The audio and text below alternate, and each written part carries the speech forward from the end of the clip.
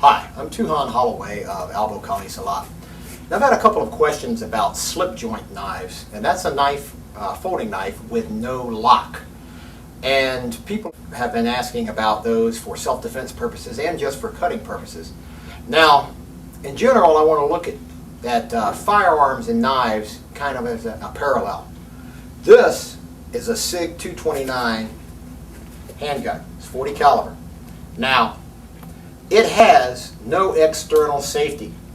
What that means is there's nothing that no lever you have to push down before this gun will fire. It has some internal safeties, a drop safety, so if I drop it, it won't go off.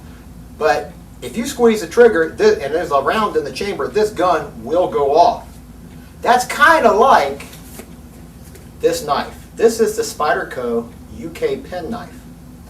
This penknife it's called a UK penknife because the United Kingdom decided to pass a ban on folding knives with locks, unless you have a special need to carry one. So the average citizen has to do with something like this, which is a slip joint, which means that it has a spring, has a little half stop in here, but there's no lock. If you push on the back of this blade, it will close. It's a stiff spring, so it takes a bit of pressure, but it will close. Now that's kind of like this gun. A lock on this is kind of like an external safety, something you've got to push down before you can make it close. But with this gun, as long as you keep your finger off the trigger, this is another safety. A lot of SWAT guys, special military guys will tell you that this is my safety, because if it's not in the trigger guard, not on the trigger, the gun's not going off. If you grab this knife here, that's the choil. If you put your finger there, you can't close the blade on your big fat finger. If you push down on it, oh look, your finger pinches between there and it doesn't cut you.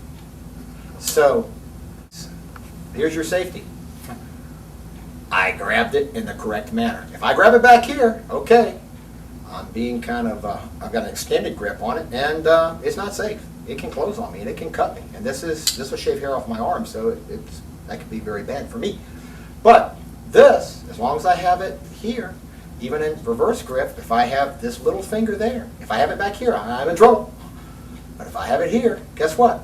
Oh look, it really can't close on me.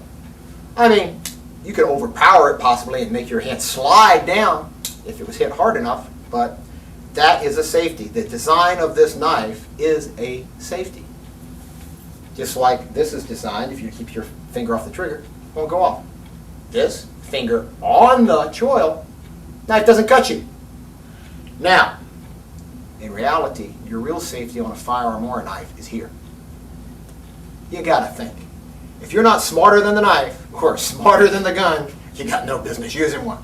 So you have to think about what you're doing. You have to get the correct grip, and you got to think here. What would I do if I had to use this for a cutting? I just don't put pressure against the back of the blade, because that causes it to close. Now, in a self-defense situation, you might get that inverted pressure on the back of the blade anyway. But if you've got the hand in the correct place, it's not going to close on you.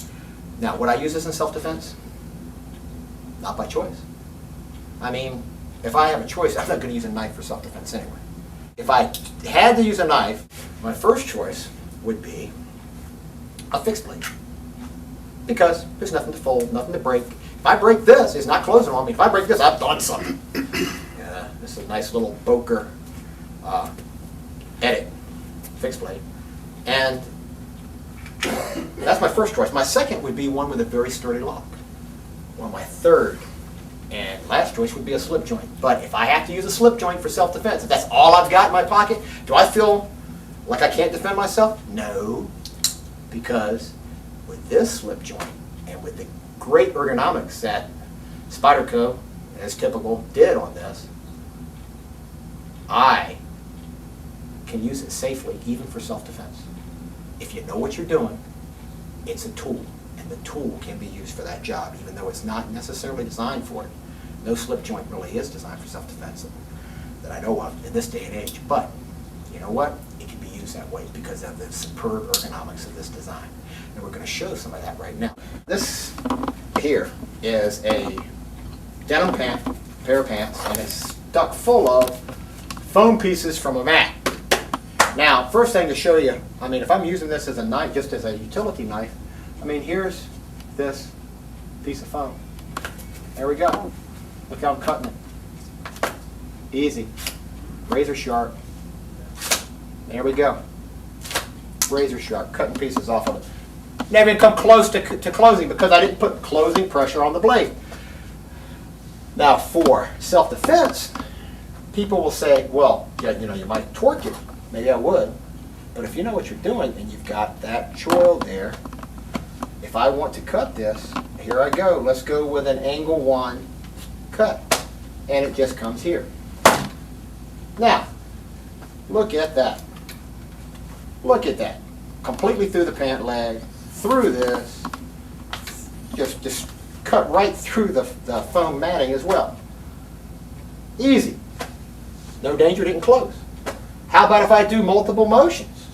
I'm in here, and it is, oh look, a stab. Oh, that's supposed to close on me, but you know what? It didn't. If I'm holding it like this, Filipino cancer grip here, and here I have the blade. I know what's happening with that blade at all times. So I can easily go. And there we go. Look what happened. It started to close on that last stab, and look what happened. My finger stopped it. And that's a pretty hard target. So, did I get cut? No. If this was a bad guy, would he be feeling good right now? Not really. Pretty interesting for a little slip joint. Not your first line of defense, not something that I really want to do, but if I'm carrying this for utility purposes and bad things start happening, it's a lot better than throwing rocks. And this can be the difference between life and death. And it can be used in a self-defense situation. It can be used in a life-saving situation. You could cut yourself out of a car if your seatbelt didn't work. You could do a lot of different things with this. This can be used for a lot of utility things. If you live in a jurisdiction where you can't carry a locking knife, this might be the one to carry, because just as any other Spyderco, you can open it very fast. The ergonomics are here. Here's my reverse grip. Cut. Cut. Stab. Cut. I do tell you, it's much better than cutting the stab, because on stabs, you have a tendency for that thing to start moving on you. So if you can use this, you use this as a cutting tool. Use it like a straight razor, like as a cutting tool, and you should have no problem. This, in some ways, might be the, in some countries anyway, the future of folding knives, because it doesn't have that lock, and some of those are being outlawed. I look at a lock as a safety feature, but because of its great design here with this choil, like we've discussed, if you hold it correctly, it's really hard for it to close on you, even if you're putting back pressure on it. And that is the case even in reverse grip here. See, same thing. Hard for it to close because I'm on there.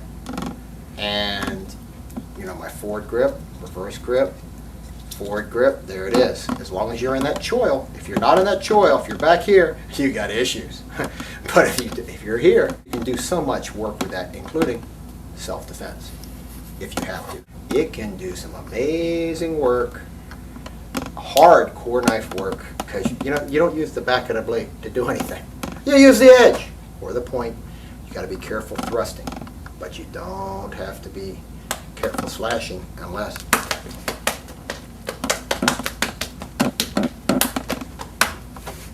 you make a mistake and hit with the back edge of the blade. Even then, if you have the choil, it doesn't happen. Thanks for watching.